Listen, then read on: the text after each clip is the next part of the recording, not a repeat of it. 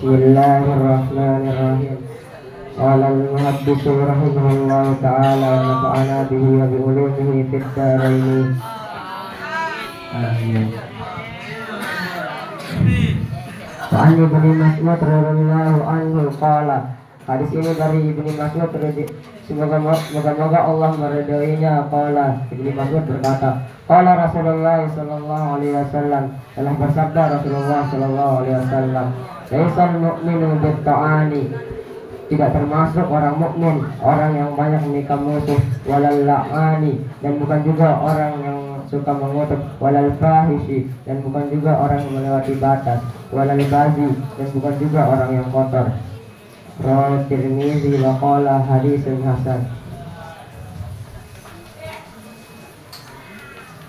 Wa an Abi Darda radhiyallahu anhu qala, dan hadis ini dari Abi Darda, moga-moga Allah meridhoinya. Qala, Abi Darda berkata, qala Rasulullah sallallahu alaihi wasallam, telah bersabda Rasulullah sallallahu alaihi wasallam, innal abda idza la'ana syai'an, sesungguhnya apabila seorang hamba mengutuk sesuatu, syaidatil la'natu ila samai, maka laknat tersebut naik ke langit.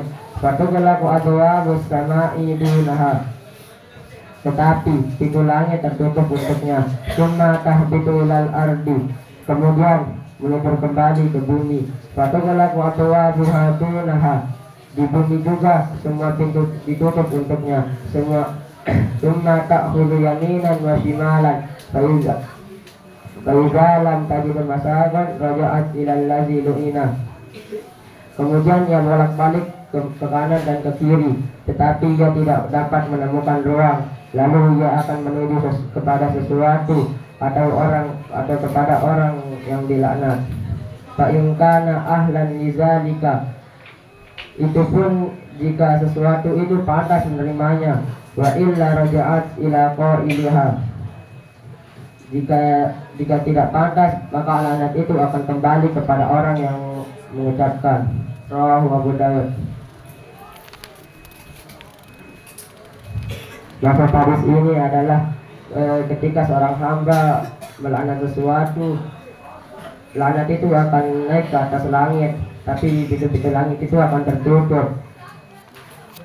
Kemudian laknat itu akan meluncur kembali ke bumi, tapi di bumi juga pintunya itu tertutup untuk laknat itu. Kemudian laknat itu akan bolak-balik ke kanan dan ke kiri mencari ruang, tapi laknat itu tidak menemukan ruang. Lalu laknat itu akan mencari sesuatu atau orang yang dilaknat itu. Itu pun jika laknat itu pantas untuk menerima laknat tersebut.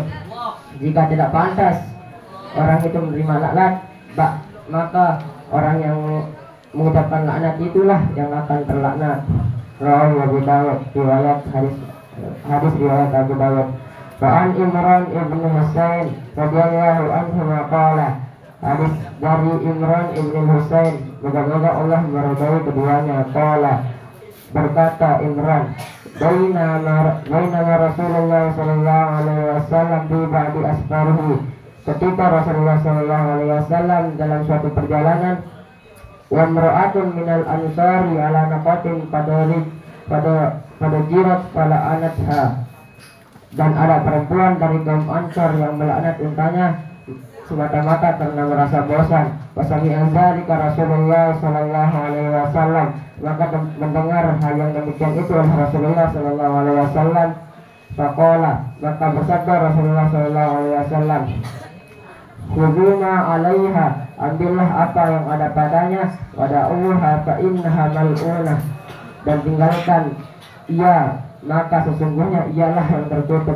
Qala Imran, maka anni arahal ana tamshi bin nasi ma ya'ridu laha ahadun. Maksud hadis ini ialah ketika Rasulullah sallallahu alaihi wasallam dalam perjalanan, Rasulullah sallallahu alaihi wasallam mendengar ada perempuan dari kaum Ansar yang mengutuk untanya semata-mata karena ia bosan. Rasulullah sallallahu alaihi wasallam bersabda, "Uzuma 'alaiha, ambillah apa yang ada padanya." Unta itu disuruh mengambil apa yang ada pada perempuan itu. Wada'uha fa innaha mal'unah, dan unta itu disuruh meninggalkan perempuan itu karena perempuan itu ialah yang terkutuk. Hadis ini sama seperti hadis sebelumnya. Jika tidak pantas unta itu dilaknat, maka yang melaknat itulah yang terkena laknat itu. Qala Imran, berkata Imran, "Faka'anni ara hal ana tamsi binnasi ma ya'ridu fiha ma ya'ridu laha ahadun." Maksud perkataan Imran ini, seakan-akan Imran itu melihat perempuan itu berjalan di antara para manusia, tapi manusia tidak ada yang peduli ketika perempuan itu lewat, seperti ia diengosin pas perempuan itu bertepatan sama orang-orang yang ada di sekitarnya. Wan Abi Barzah Nadlah Ibni Ubayd Al-Aslami radhiyallahu anhu qala, hadis ini dari Abu Barzah Nadlah Ibni Ubayd Al-Aslami, semoga Allah meridai keduanya. Qala, berkata Abu Barzah, bainama jariyatun ala naqah, ketika seorang wanita muda berada di atas unta, alaiha ba'dun mata'il qaum, di atas unta itu dipenuhi muatan perbekalan para rombongan. Isbasurat bin Nabi sallallahu alaihi wasallam, tiba-tiba perempuan itu melihat Nabi sallallahu alaihi wasallam. Watabarak bihimul jabal, tetapi gunung menyulitkan perjalanan mereka. Maka wanita muda itu mengusir, Allahumma anha, semoga Allah melaknat unta ini. Faqala Nabi sallallahu alaihi wasallam, maka bersabda Nabi Muhammad sallallahu alaihi wasallam, la tusahibna naqatun alaiha laknatun, janganlah menyertai kami unta yang terkena laknat. Rawahu Muslim, riwayat Imam Muslim.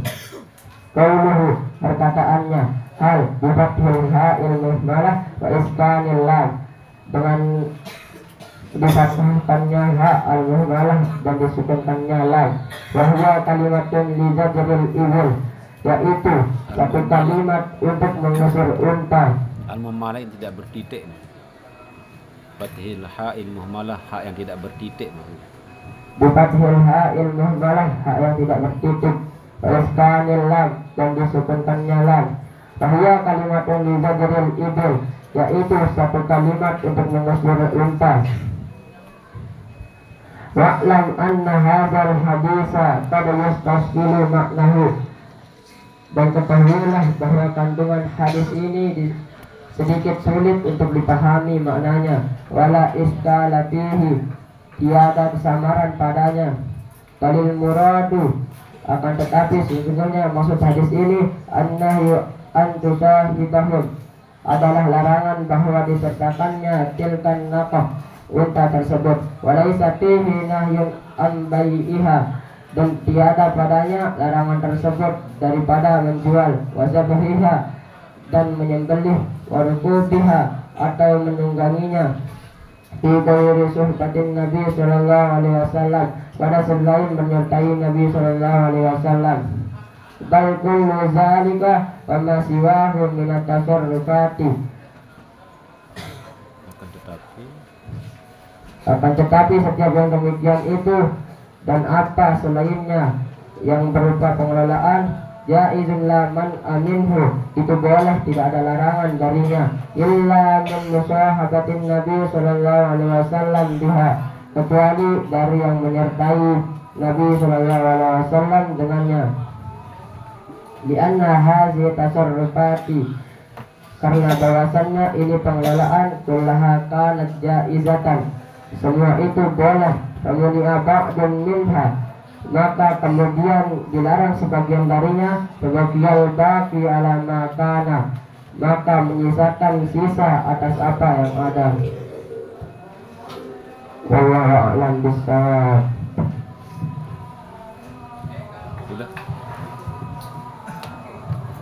Sedikit saya sumber dari awal pertama tadi, karena azan juga tidak langsung menjelaskan tentang bolehnya berbohong. tapi tentu ada sama seperti bolehnya kita gibah. Ada tempat bolehnya gibah itu, Mas sudah dijelaskan. Yang pasti itu untuk kemaslahatan yang paling utama intinya. Sama seperti berbohong tadi.